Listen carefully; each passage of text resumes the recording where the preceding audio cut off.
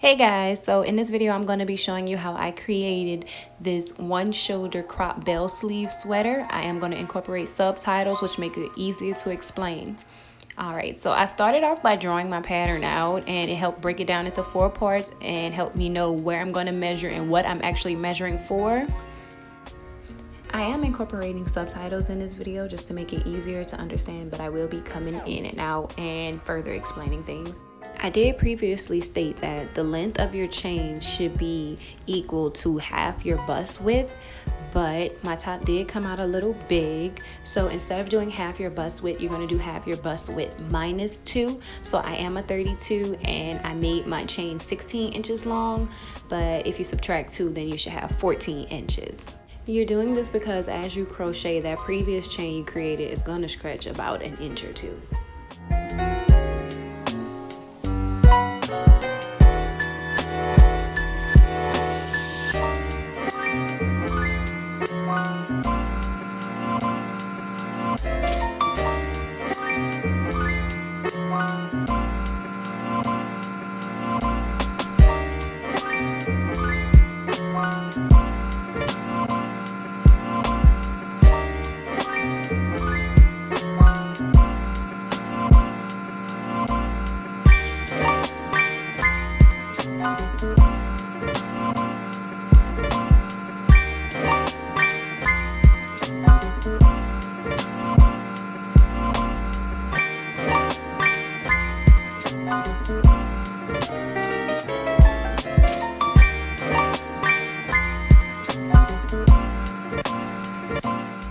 So yeah, you don't have to tie off or fasten off your yarn once you got your body completed, because all you're going to do is mark that middle stitch and then crochet right to that middle stitch.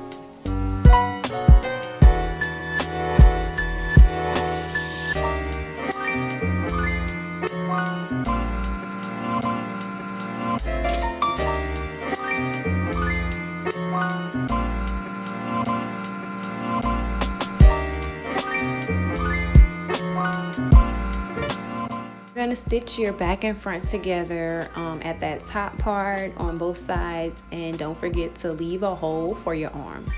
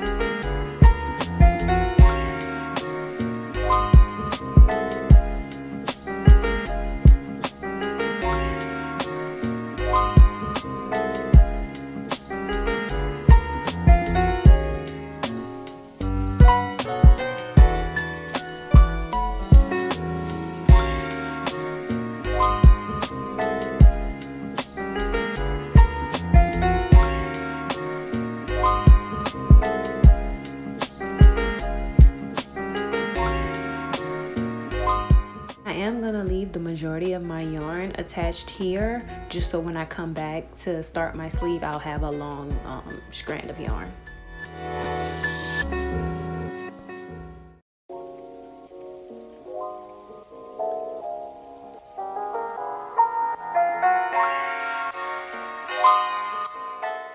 After I stitch up the sleeveless side of my top, I am going to go around and single crochet just to create a cleaner edging.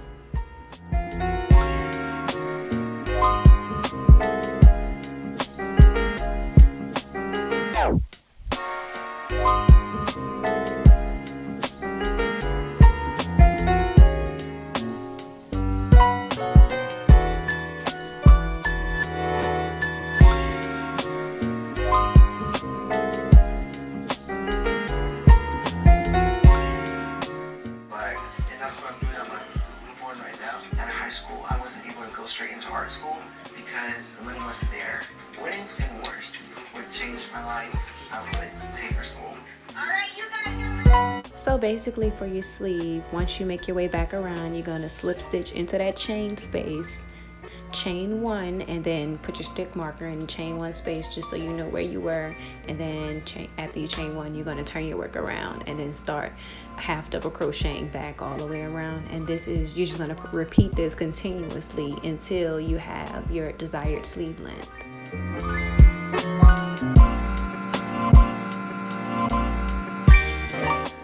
It is important to make sure every row after you chain one that you turn your work. That way you're not going in a continuous circle, you're building a pattern. I did forget to turn my work while doing my sleeve, and this is how it came out, which is not that good looking. So I did end up having to unravel and start all the way over. I didn't show in this video how to do a flare sleeve. However, I do have a written pattern for this top that's available on my Etsy shop. The link will be in the description box below. If you'd like to see a video on how to create a flare top, just go ahead and thumbs up this video and comment in the comment section.